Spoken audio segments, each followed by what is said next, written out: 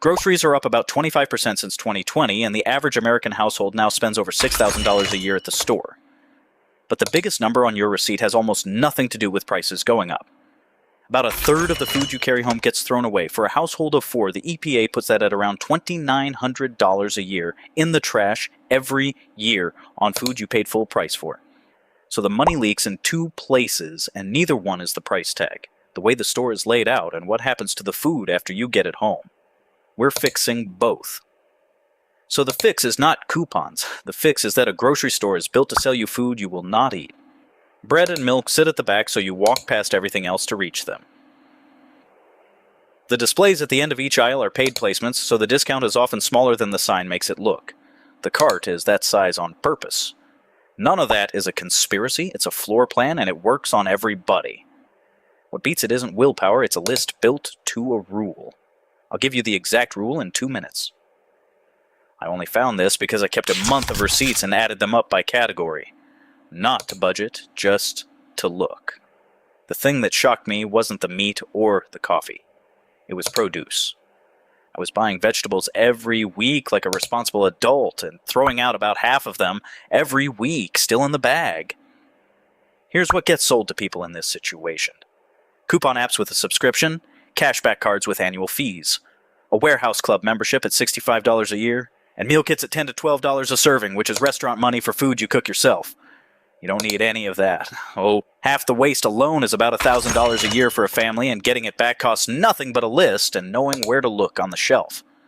And one piece of money advice you have heard your entire life turns out to be wrong most of the time. That one is at the end.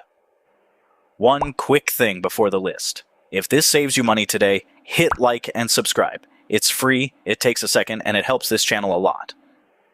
Before any trick inside the store, look at the store itself. When people price the same basket across the big chains, the spread between the cheapest and the most expensive runs around 15% on identical items. But here's the part the money videos get wrong. Which chain wins is not fixed. It moves by region, by item, and from year to year, so the store that was cheapest in somebody else's video is not automatically cheapest in your city. So measure it once yourself. Price your 10 most repeated items at 2 stores, just the things you buy every single week. 20 minutes. And it pays every week for years. The shelf at your eye height holds the products the brands paid the most to put there. 1 shelf above and 2 shelves below is usually where the store brands and the bigger units sit. So look up and look down. Store brands run 20 to 30% less per ounce for the same thing. The one aisle where the low shelf is not the bargain is cereal, where the sugary boxes sit at child height on purpose. This is the rule that stops the waste, and it's the reason you don't need a budgeting app. 6 vegetables, 5 fruits, 4 proteins, 3 starches, 2 spreads or sauces. 1 fun thing you want. That's a week of food for a small household, and the point is the ceiling. 6 vegetables means you don't come home with 11 and compost 5. You'll see it going around under 2 names, 6-5-4-3-2-1 and 5-4-3-2-1, depending on who's counting. The order is the point, not the label. Write it in that order on your phone before you leave. It takes 4 minutes, and it does more for your bill than every coupon you will ever clip. If you're going to try that list this week, a like right now really does help. Back to the waste, because it's the biggest number in this video. 3 habits kill most of it. Keep a shelf at eye level in the fridge for things that must be eaten first and put nothing else there. Freeze in portions on the day you buy, not on the day it turns. And once a week, cook dinner only out of what's already in the fridge before you shop again. That last one sounds like a game, and it is. It also finds the food you forgot you owned, which is exactly the food that becomes the $2,900. A block of cheese is 30 to 50% cheaper per ounce than the same cheese shredded, and the shredded bag comes with starch coating so it doesn't melt as well. Pre-cut fruit runs double. Bagged salad costs several times what a head of lettuce costs, and it's one of the first things to rot in the bag.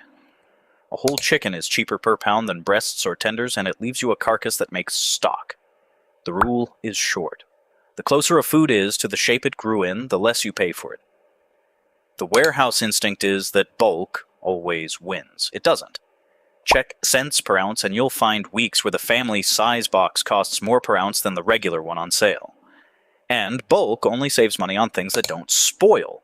Rice, beans, pasta, paper goods, frozen.